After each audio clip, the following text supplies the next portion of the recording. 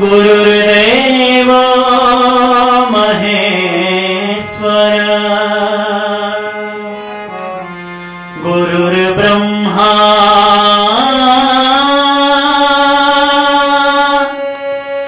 गुरुर्विष्णु गुरुर्देव महेश्वर गुरु साक्षात् परब्रह्म तस्मै श्री गुरुवे नमः। तस्मै श्री गुरुवे नमः। तस्मै श्री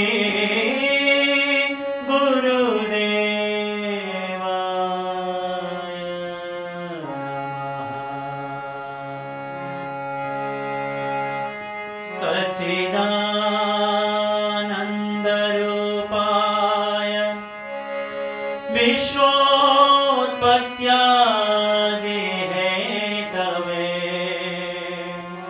सच्चिदानन्दरूपाय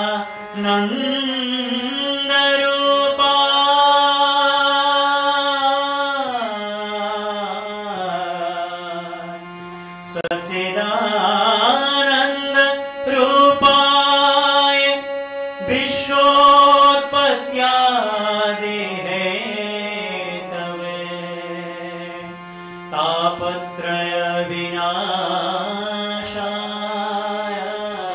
श्रीकृष्णाय वयं नमः। श्रीकृष्णाय वयं नमः। श्रीकृष्णाय वयं नमः। श्रीकृष्णाय वयं नमः। श्रीकृष्णाय वयं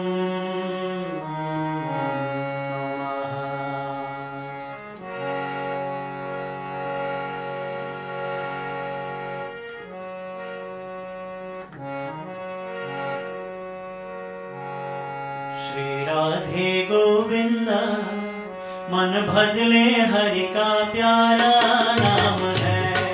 श्री राधे गोविंद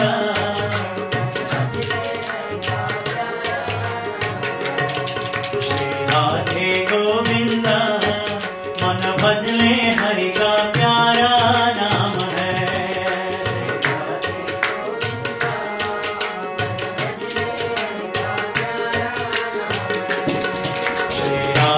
गोविंद मन भजले हरि का प्यारा नाम है।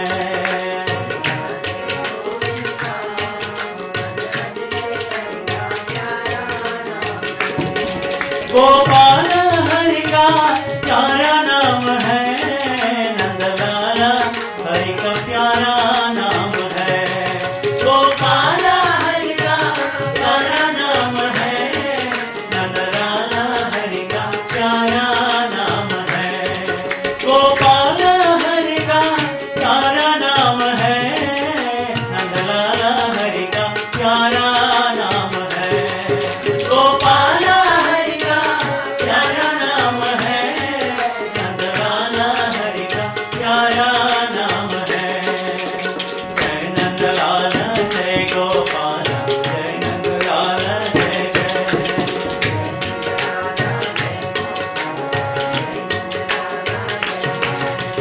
जय नंदलाल जय गोपाल जय नंदलाल जय जय।